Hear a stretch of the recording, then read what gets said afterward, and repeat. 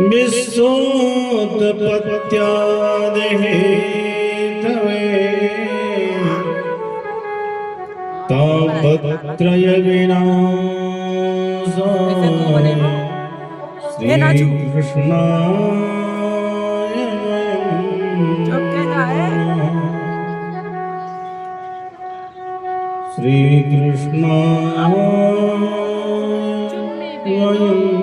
नमः।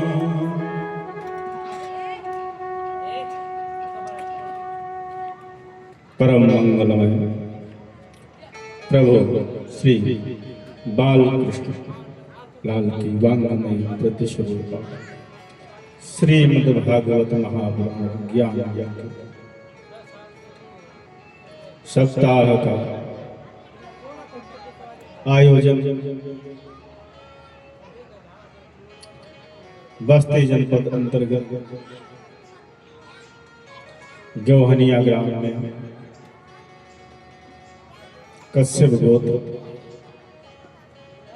श्री राम सुभग शर्मा जी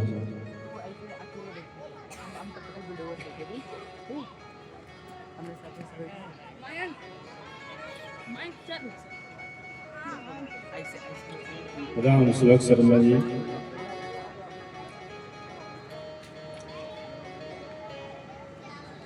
बड़ा दिव्य और भव्य श्रीमद्भागवत महापुराण का आयोजन किया।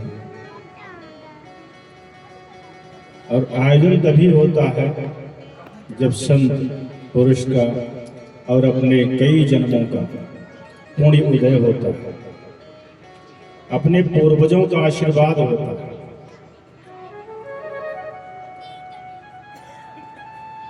और संतों का आशीर्वाद मिलता है और अपने कुछ सुकर्म होते हैं वर्तमान के और पूर्व जन्मों के सुकर्म होते हैं, पूर्वज के सुकर्म होते हैं, उनका आशीर्वाद होता है। तो श्रीमद्भागवत महापुराण का आयोजन होता है। ऐसे महापुण्यात्मा श्री राम सुभग शर्मा जी सभी संतों के महापुरुषों के आशीर्वाद से आज श्रीमद्भागवत महापुराण आरंभ होने जा रहा है। भगवान के मंगलमय स्वरूप का ध्यान करते हुए कथा का शुभारंभ करते हैं।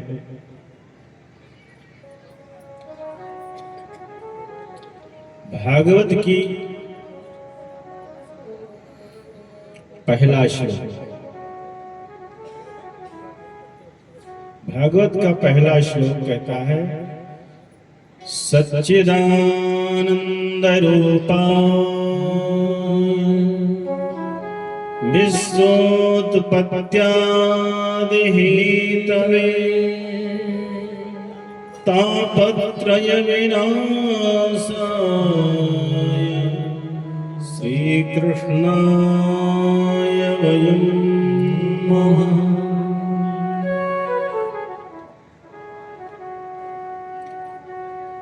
यहाँ भगवान का स्वरूप कैसा है?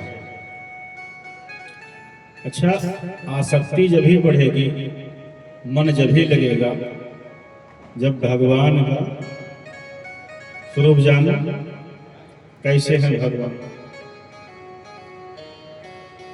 और जब जिसके बारे में जानोगे तभी मन लगेगा, और जब मन लगेगा तो बेड़ा पार हो जाएगा। तो यहाँ भगवान का स्वरूप कैसा है? सच्चिदानंद रूप, यानी सत चित घन आनंद, जिसके अंदर सत असत पूर्ण रूप से सत हो, असत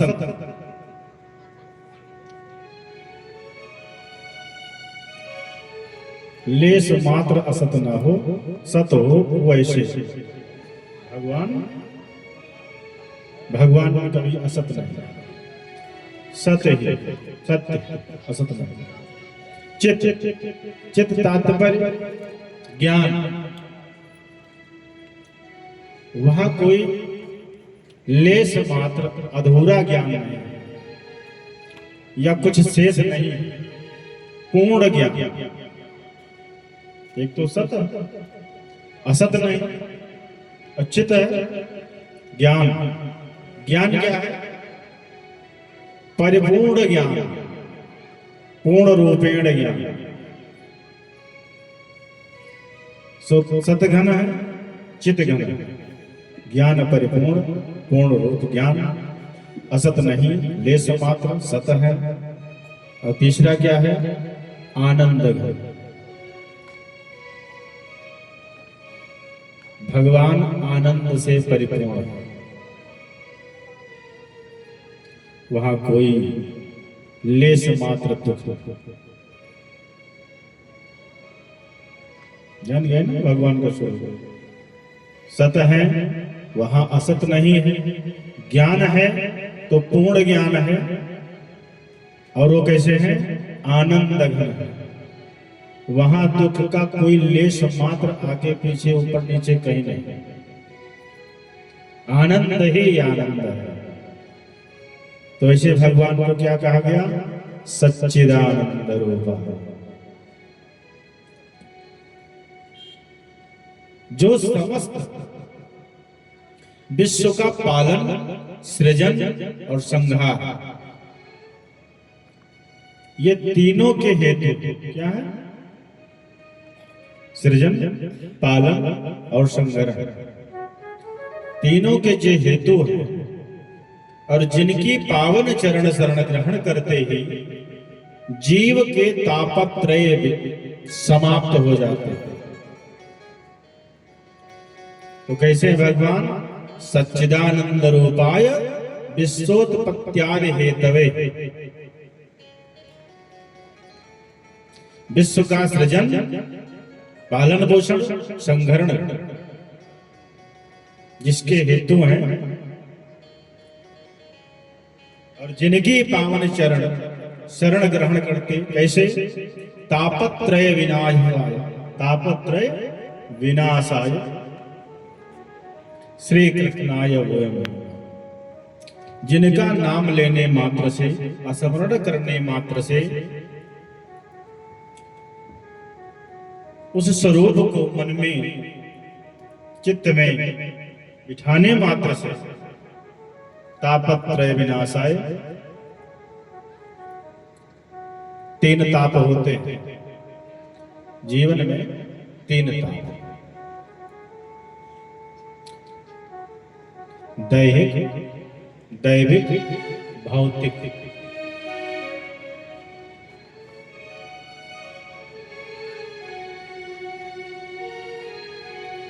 श्री गोस्वामी तुलसीदास जी बाबा कहते हैं, दैहिक, दैविक, भौतिक ताप।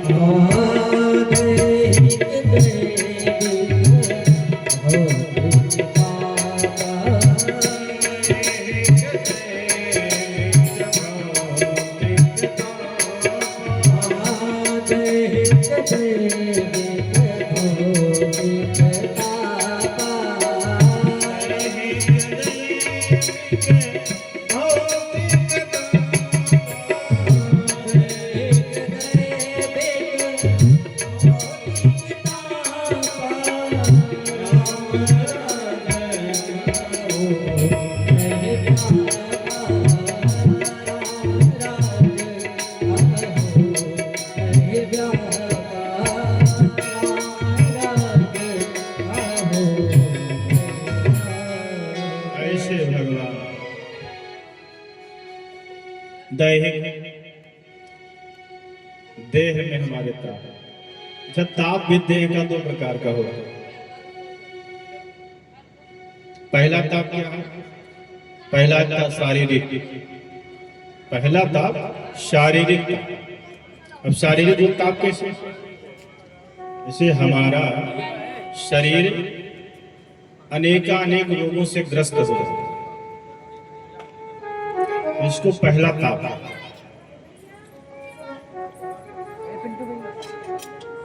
ये बाह्य ताप भी कह सकते हैं। और अंतरताप क्या है? कहा मानसिक ताप। अगर उसके अंदर कोई रोग नहीं तो मानसिक टेंशन है उसको। क्या है? मानसिक टेंशन।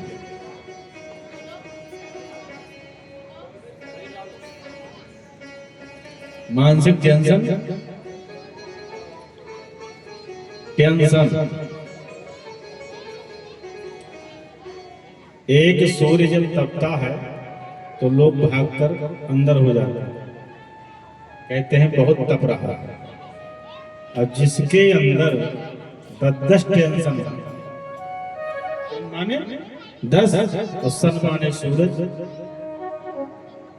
जिसके अंदर 10 सूरज तप रहे हैं तो उसका क्या हाल होगा? तो ये हुआ मानसिक टेंशन। तो अगर उसको बीमारियों से कोई ग्रसित नहीं है शरीर, तो मानसिक टेंशन से ग्रसित है, तो ये कहाँ खत्म होता है? का भगवान का नाम स्मरण कर लेने मात्र से ये खत्म होता है। अच्छा, आसक्ति कहाँ होनी चाहिए? आसक्ति होनी चाहिए भगवत भजन, भगवत प्रेम, भगवत संकीर्तन में, भगवत नाम। अब आसक्ति हम कहाँ कर लेते हैं? अपने मकान में, अपने दुकान में, अपने परिवार में। ये सब क्या है? ये टेंशन का कारण है।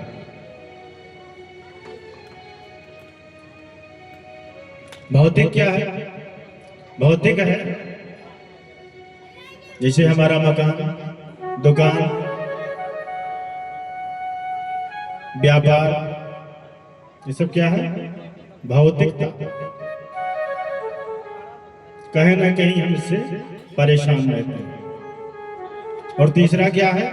दैविक, दैविक ताप, दैवीय आपदा, जैसे बिजली का गिरना, भारी बारिश हो गई, गेहूं घर नहीं आ पाया, बह गए,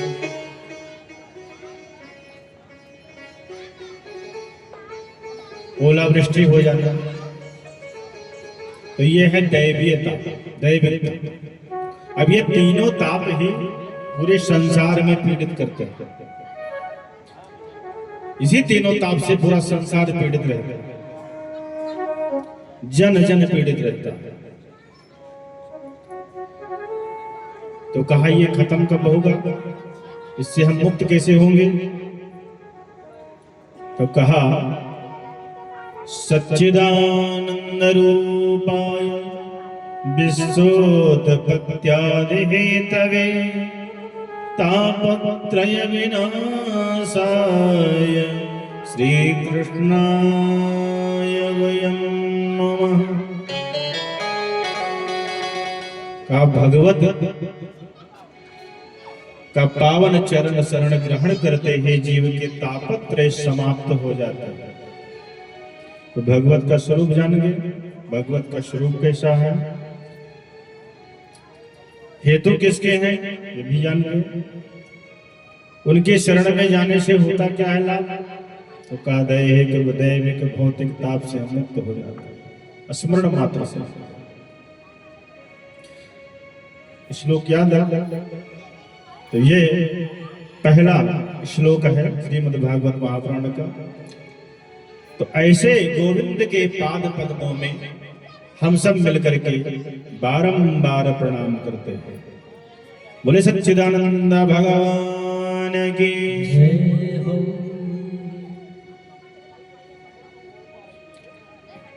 महाभागवत श्री सुखदेव जी का ध्यान करते हुए नैमिषारण्य के पावन भूमि में, एक भारत में भूमि है नैमिषारण्य भूमि, जानते हैं? नैमिषारण्य भूमि जिसको हम तपस्थली भी कहते हैं। क्या कहते हैं? तपस्थली कहते हैं, चक्र तीर्थ कहते हैं। और नैमिषारण्य का अर्थात वो जंगल, अरण्य मतलब जंगल। और नैमि तात्पर्य भगवान का चक्र, जो ब्रह्मा जी भेजे चक्र, उसका नैमि पृथ्वी पर गिरा।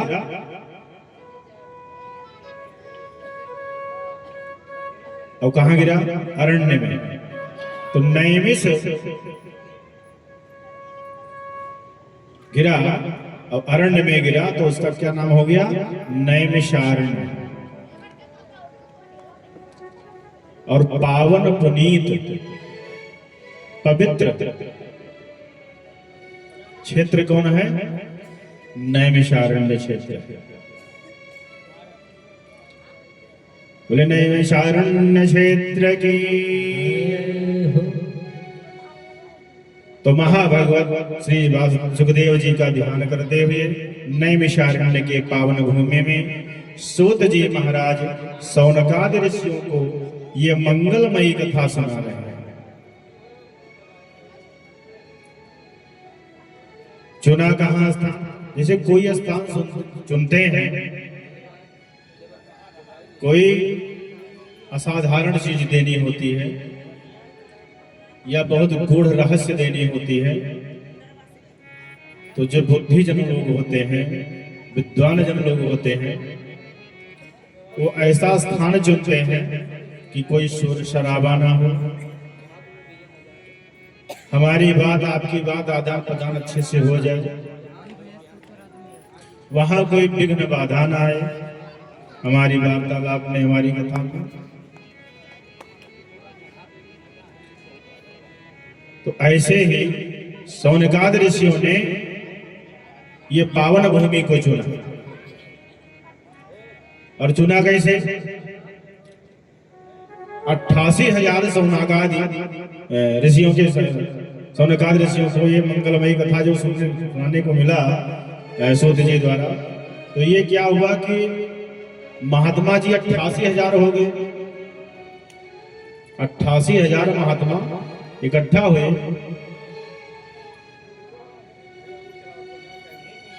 अब ये हुआ कि जब इतना महात्मा इकट्ठा हुए हैं तो कोई सत्संग हो जाए। महात्मा जब इकट्ठा होते हैं तो सत्संग होता है, तो कहा सत्संग हो। लेकिन अब जैसे यहाँ सप्ताह ज्ञान यज्ञ, तो हमारी क्या है, हमारी 100 वर्ष आयु है, तो 7 दिन का हमने चुना। महात्मा जी लोगों की कितनी आयु है? कोई 50,000 वर्ष का, कोई 10,000 वर्ष का, कोई 20,000 वर्ष का। तो अपने हिसाब से कितने दिन के चुने हो? 1,000 वर्ष का सत्संग उन्होंने चुना। 1,000 वर्ष हम सत्संग करेंगे। तो 1,000 वर्ष सत्संग हो जाता तो ऐसी पावन भूमि होनी चाहिए कि वहां कोई शोर शराबा ना हो और जो सत्संग हो। सत्संग का सत तो बता ही दिया। अब संग क्या है? संग है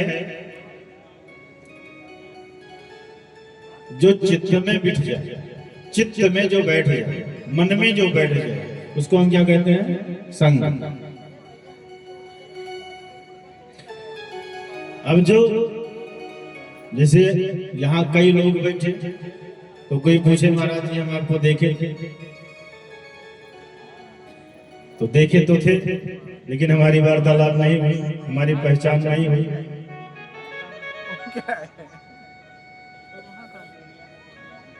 तो सत्संग का तात्पर्य है कि जो चित्त में बैठ जाए, वो चाहे 10 साल बाद मिले और 10 साल बाद कथा सुनने को मिले तो याद आ जाए कि हाँ यही आदमी है, यही वक्ता है और यही पुरुष बुद्धिमान है, यही हमारी कथा थी। तो जब चित्त में बैठेगी कथा या चित्त में बैठेगा कोई पूर्वज, जो संत बैठेगा, भगवत का वचन बैठेगा, भगवान का स्वरूप बैठेगा, ठीक है, तो जो सत संग का तात्पर्य है कि जो हमें भगवान के चरणार विद्य के बिंदों में जोड़ दे, हमें भगवान के समीप ले जाए, भगवान के स्वरूप का दर्शन कराए, उसको हम क्या कहते हैं? सत्संग। क्या कहते हैं? सत्संग। 1000 वर्ष